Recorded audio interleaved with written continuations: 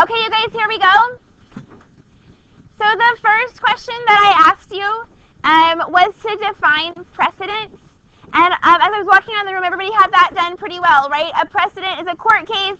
It came before. It was about what? The same issue or a different issue? The same issue. And usually the Supreme Court is going to do what? Follow the precedent or throw it out?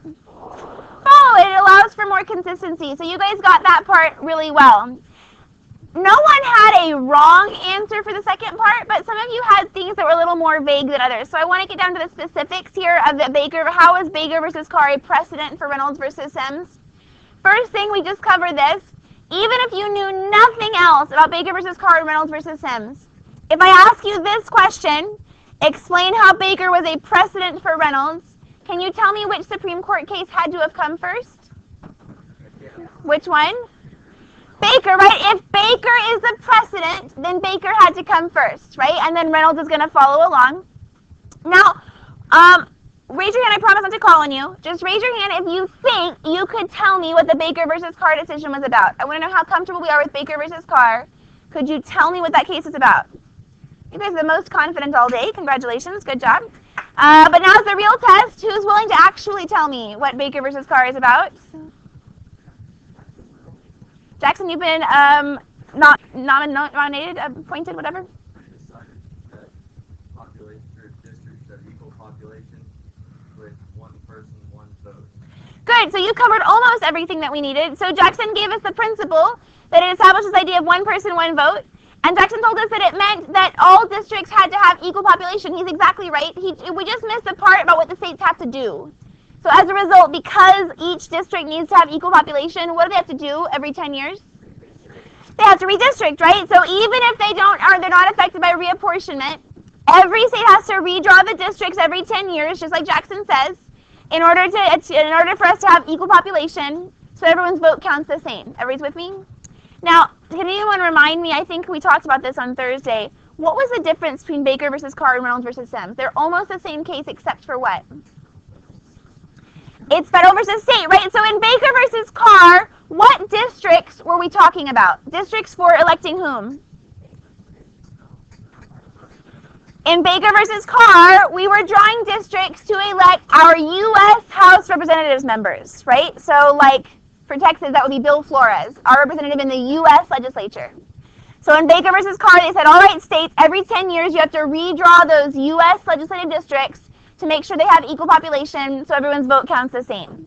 But a few years later, some states came back and said, hold up, we get it, we got to do it for the national elections. But what about our own state elections? What if we don't want to redraw our state districts? Can we do that? And so the Supreme Court has to hear the case again. You can see that they are very similar, but not quite the same case. But in this case, in Reynolds versus Sims, does the Supreme Court stick to the precedent or make a new one? They stick to the precedent because what does it say states have to do? They have to redraw district lines even for state legislative districts every 10 years to make sure that they are equal in population. I remember that Sims has an S for state, as in state legislative districts. So they're both about having to redraw district lines every 10 years. But after they decided that all the districts have to be equal in population for the national elections in Baker, then a few years later they applied the precedent and they said, you know what, even in state legislative districts, you still have to make them equal. That was Reynolds versus Sims. Now you ready for a harder question? Yes, you're ready, you can do it. Here's the harder question. So the harder question asks, how do the plaintiffs see Reynolds versus Sims as a precedent for the Gill case? Let's do some vocabulary first. I'm going to have you talk about it at your table, but let's start with vocabulary. Who are the plaintiffs? Yeah, people who say there's a problem, they're the complainers. And in this specific case, who are the plaintiffs? They're the Democrats, right? They're the Democrats in Wisconsin because they are the ones who feel like they've been hurt by this districting plan. So the question says, how do the Democrats in Wisconsin see the Reynolds case as a precedent for the Gill case? Now, is the Gill case a question of whether or not we have to draw districts every 10 years? No, it's not. In the Gill case, the state of Wisconsin did redraw their districts, and their districts have an equal population. So it's not about equal population like it was in Reynolds. But the Democrats in Wisconsin still think that Reynolds applies. So I'm going to give you a hint before I let you go for a few seconds. The hint is, think about why the Supreme Court required in the Reynolds case that the district had to have the same population. Why did the Supreme Court say it wasn't fair for there to be one district with 1,000 people and one district with 500? Because their answer of why that was required helps us to understand why the Democrats in Wisconsin, the plaintiffs, think that this is a valid precedent for this Gill case, even though it's a different question. Okay? So take a few minutes now at your table and talk about the answer to this question. Go.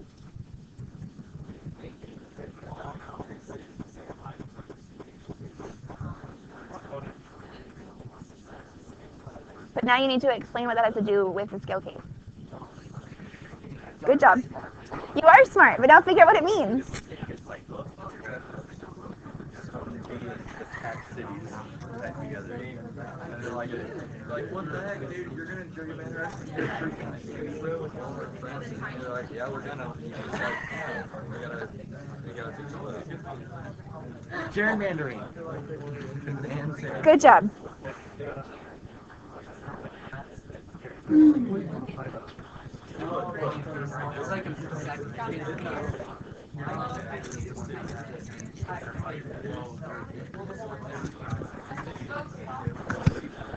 Three, 2,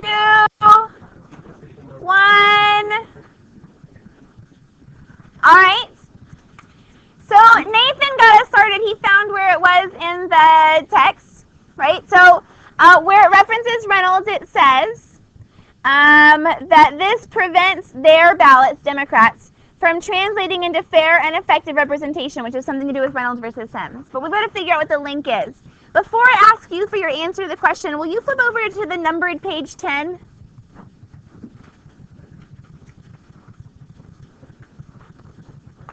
Numbered page 10.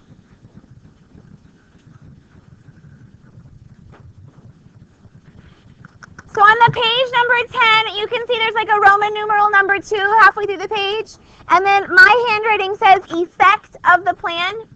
Effect of the plan. So I have a chart up here. I'm asking us to kind of compare some data. So this is where they're giving some data. And I want us to think about the year 2012. They give a bunch of data. We're going to focus on 2012.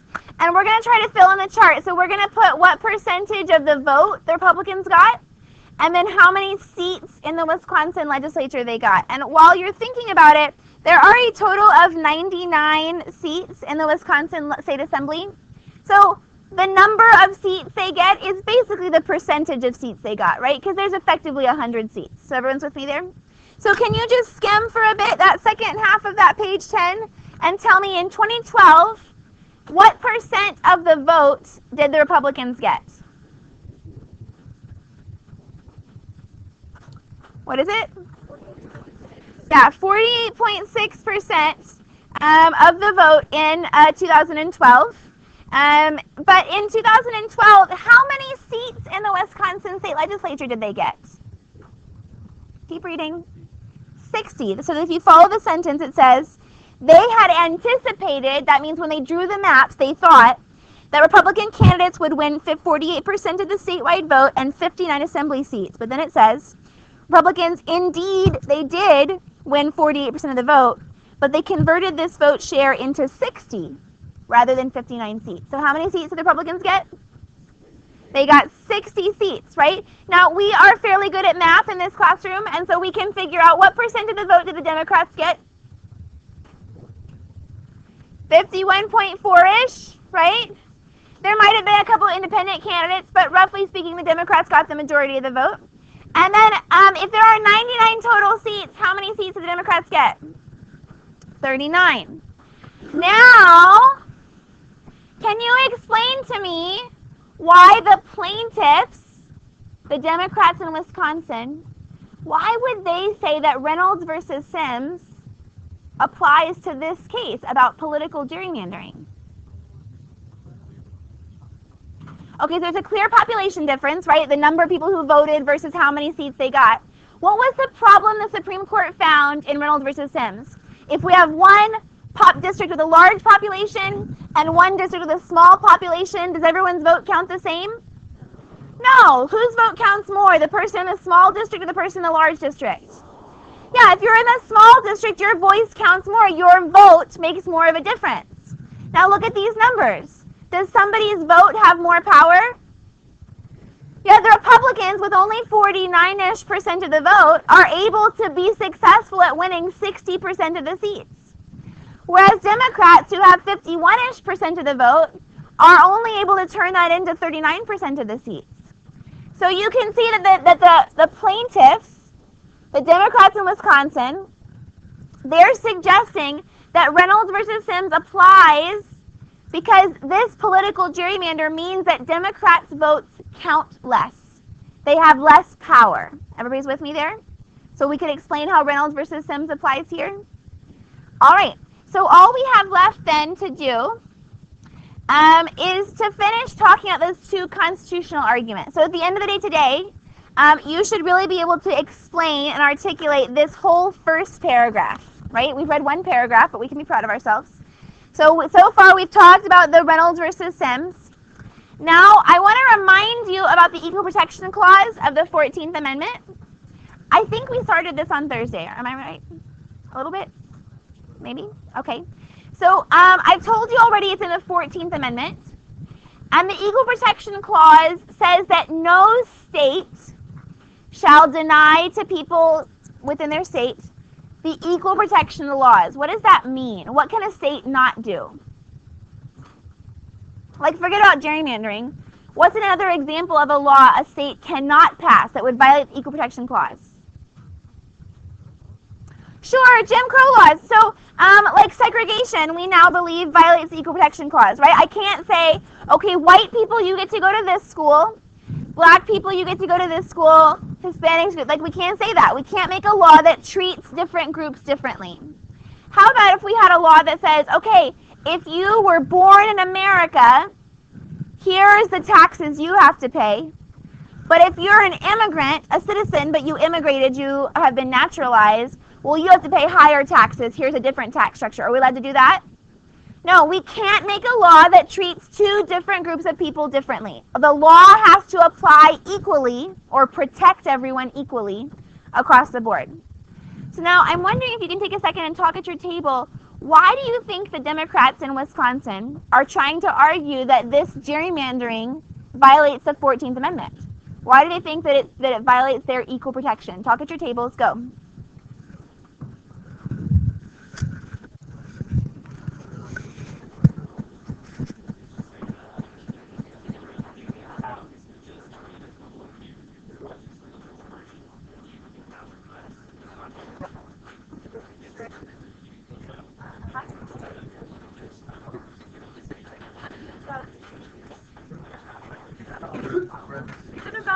He's always smiling, and it's really upsetting.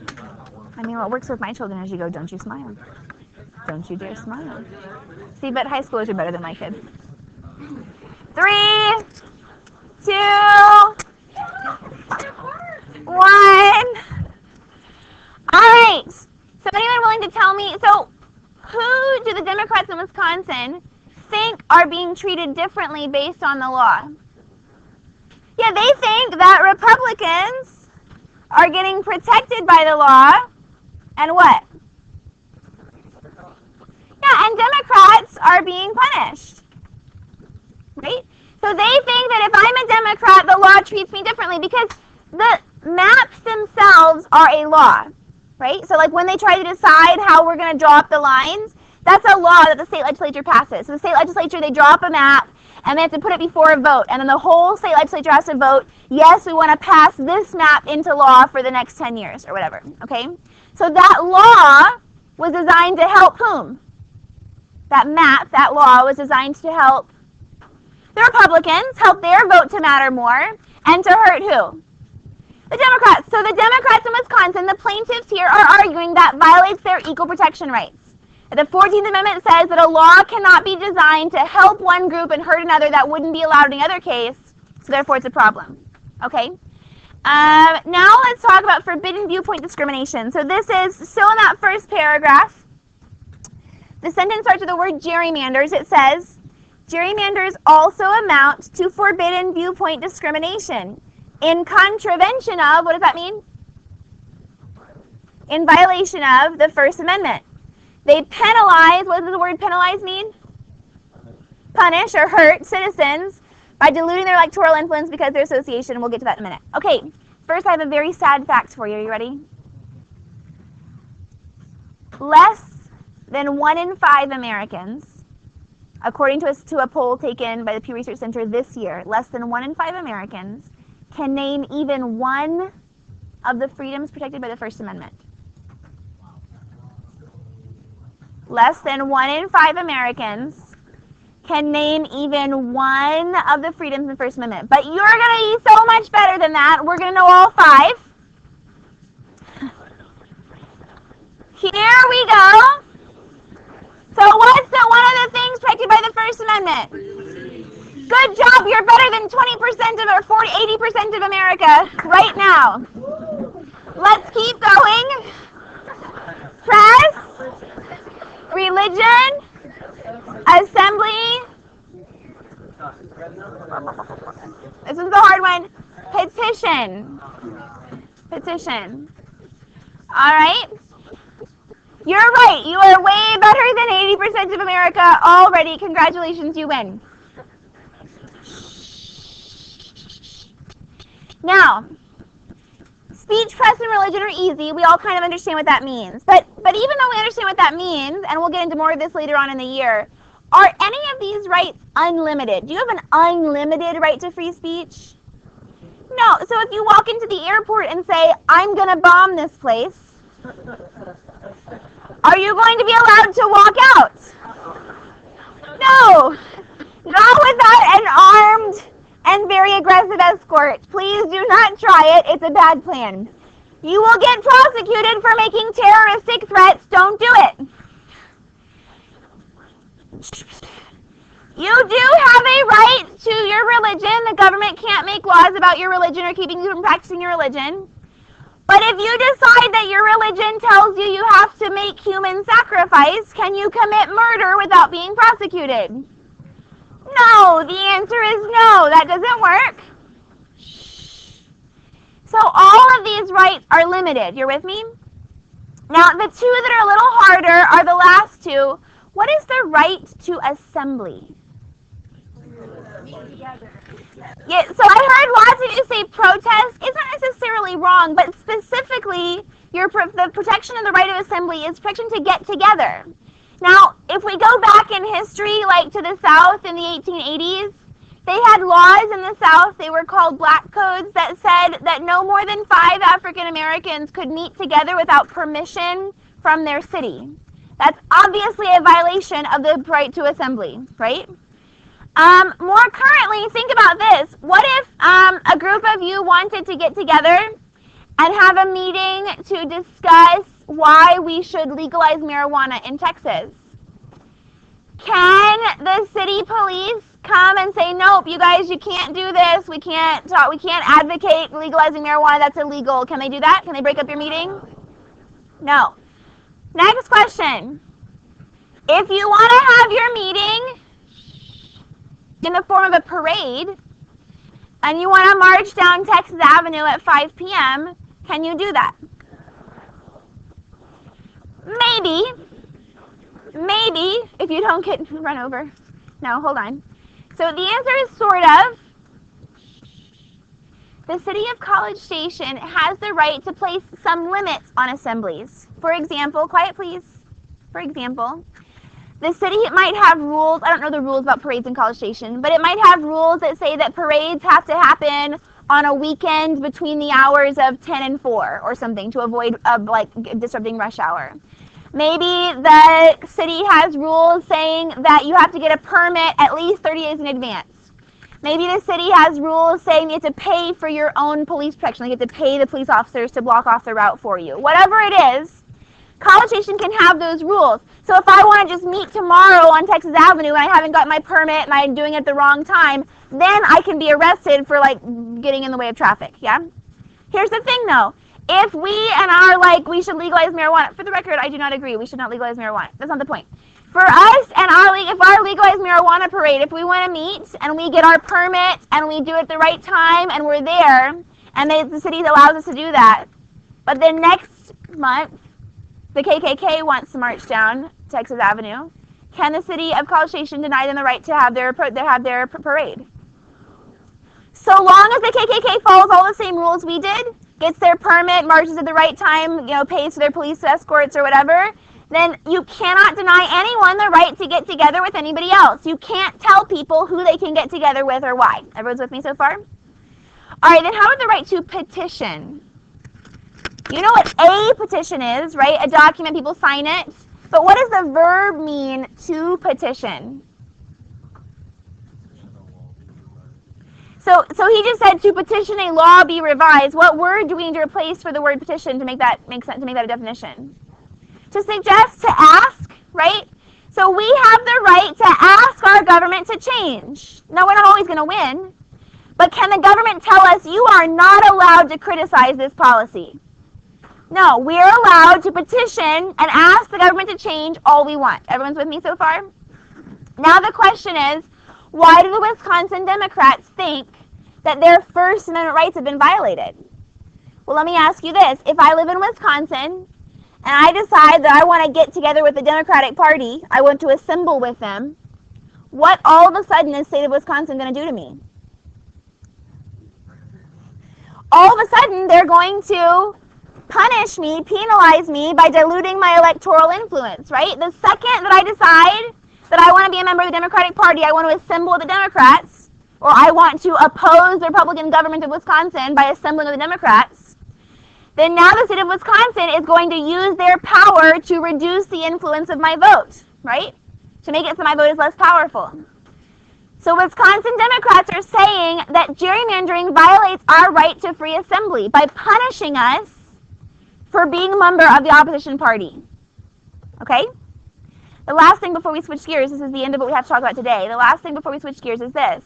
If you are feeling like this is a rock solid, leak-proof argument, you're going, oh my gosh, this is totally right. Gerrymandering is the end of the world. This must be reversed. You're not alone. These briefs are written by very persuasive people who have law degrees, and this is their job. And every time I read Supreme Court case briefs, no matter which one I start with, I always go, oh my gosh, that's such a really good argument. They're never going to lose. And then in a little while, next week, we're going to read the brief for the respondents. And I promise that you're going to feel a very similar way. You're going to go, oh my gosh, they're right. This is right. Last year we did this with Washington versus Trump, President Trump's executive order about immigration. And of course, we read the first brief, and all the people in the class were going, this is the worst executive order ever. President Trump is super unconstitutional. This is the end of the world. And then we read the brief for President Trump, and everyone's going, oh, they have a point. I guess this is totally legal. I wonder. There's no problem here at all. And so don't worry. We're going to get to the other side. If you're feeling like there's only one side, we're going to get to the other side very soon. So, okay. That being said, what I want for us to do now is simply to sort of put all of this together.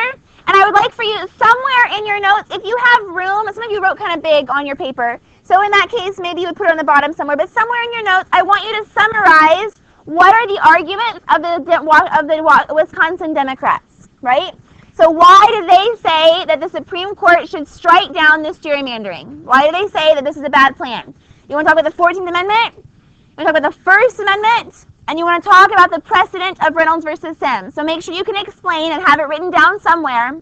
What do the Wisconsin Democrats say is wrong with gerrymandering on those 3 points? Go.